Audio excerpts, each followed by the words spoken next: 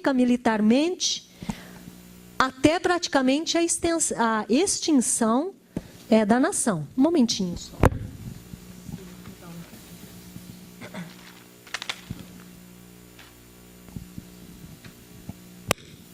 Não é só a Carmen que tem alergia ao...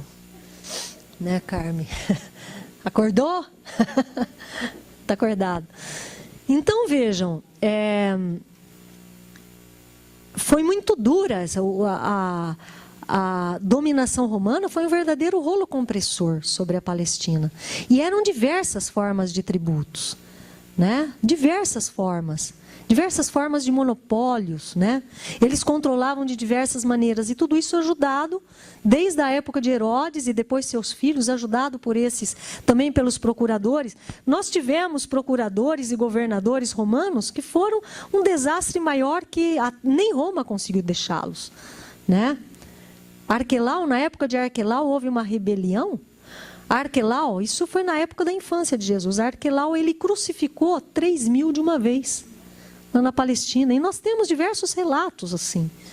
Quer dizer que é uma história amarga, mas por outro lado mostra que era um povo que não se rendia facilmente, né? Essa é a história que ficou, quer dizer, eles não se rendem facilmente, não.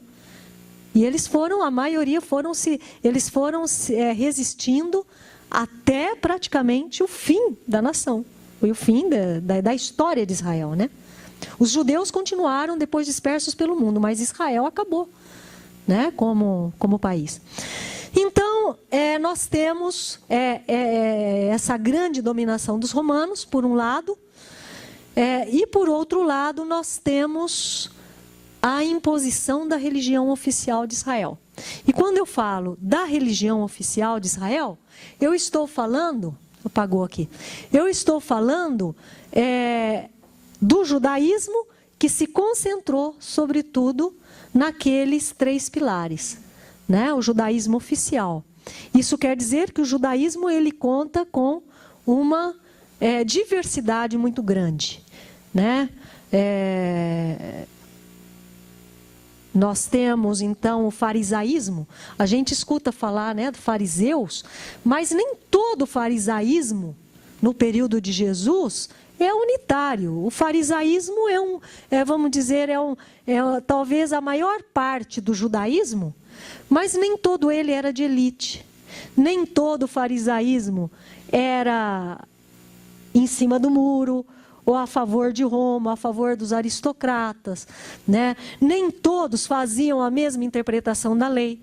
Tanto que acredita-se que desses grupos, o farisaísmo seria um dos grupos mais próximos de Jesus. Há fariseus que estão continuamente conversando, discutindo, né? E alguns talvez até seguindo, né? O caso de Nicodemos, José de Arimateia, possivelmente. Esses eram fariseus, né? E Jesus era chamado de Rabi, certo? Rabi, um mestre. Então ele era considerado também, os fariseus eram o quê? Eram mestres da lei. Só que os fariseus, eles tinham uma vantagem, né? Para essa proximidade junto a outros grupos contemporâneos de Jesus. Vejam, enquanto o judaísmo oficial colocava, e quando nós falamos judaísmo oficial, nós temos que pensar o seguinte: qual é o grupo principal de poder do judaísmo oficial na época de Jesus? É o sinédrio. O sinédrio é um tipo de conselho, um tribunal, é praticamente um tribunal, concessão romana.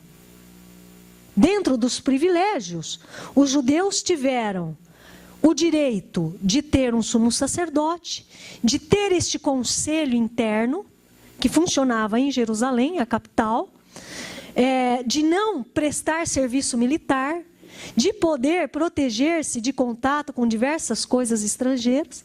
Vejam vocês, um dos problemas da economia era a moeda estrangeira. O publicano era aquele cobrador de imposto que recebia o imposto, que cobrava o imposto das pessoas direto. O imposto indireto era cobrado de outras maneiras. Os romanos, eles tinham diversas formas e caminhos de cobrança de imposto, né, de tributação. Então, eles eram cobrados direto e eles tinham contato, eram judeus, e tinham contato com a moeda estrangeira. Então, também por isso eles eram tidos como impuros, além do mais que eles eram considerados como ladrões, eles se aproveitavam do povo, sempre cobravam um pouco mais, para embolsar aquilo, né, que, né, os mensalãozinhos da vida aí, né? Então, o fariseísmo, ele era um conjunto de grupos diversos, né? E nem todo o fariseísmo foi atacado por Jesus, né? Havia grupos que eram perto dele. Diferente era o fariseísmo de Jerusalém e o da Galileia, por exemplo, das aldeias. E eles tinham a vantagem de não centrar-se apenas no templo. Porque os fariseus de fora, os mestres da lei de fora de Jerusalém, eles davam importância para as atividades realizadas na sinagoga. Certo? A sinagoga não é lugar do sacrifício, não é um banco, é o lugar onde se estuda, onde se pratica, onde se aprofunda a lei, onde se reza, né? Então, os mestres da lei, a maioria deles estava ligado à sinagoga e não ao templo, certo? O grupo dos saduceus, já falamos, não dava a mínima para essa noção do reino de Deus.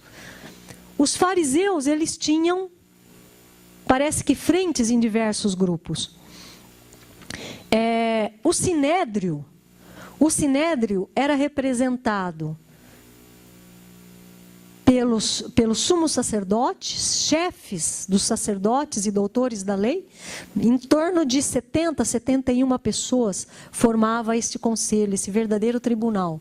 E eles decidiam sobre questões internas de Judá. O sinédrio, então, ele representava a casta sacerdotal, religiosa, mais alta que havia, né, na Palestina. Era o poder do poder religioso na Palestina. Era o sinédrio. Então, doutores da lei, mestres da lei, sacerdotes, sumos sacerdotes. Aí havia um grupo grande de saduceus, né? Os zelotes. Quem são os zelotes, né? O nome vem de zelosos pela lei. Os zelotes, eles acreditavam que só haveria o reino de Deus quando os romanos fossem expulsos da Palestina por Deus, ou seja, pela guerra, porque os zelotes, eles eram da luta armada, eles eram tipo guerrilheiros.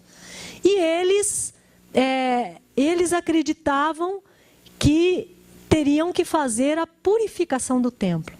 Então, vamos dizer, é um grupo libertário, mas um grupo diretamente ligado ao templo. As zelotes no grupo de Jesus, Pedro, André, João, são zelotes. Pedro estava armado lá com a espada quando Jesus foi preso, né? Então, ele era da turma, né, da guerrilha que foi lá para o Araguaia. Mas Jesus, ele tinha uma compreensão diferente, né? O grupo, Jesus, ele criou um movimento, ele tinha estratégias, e ele acreditava que se esse movimento chegasse ao nível de consciência de interiorizar e vivenciar o projeto do reino, não centrado no reino, no templo, nem na sinagoga, nem na raça, nem mesmo na lei. Ele não fala contra a lei. Ele fala que a lei, ela é subalterna à vida do ser humano, né? A dignidade do ser humano, né? Então, Jesus, ele teve problemas também com o seu grupo. Imaginem vocês as cabeças diferentes que havia no meio do grupo de Jesus. E de repente um falava assim, vamos tomar agora o poder das armas.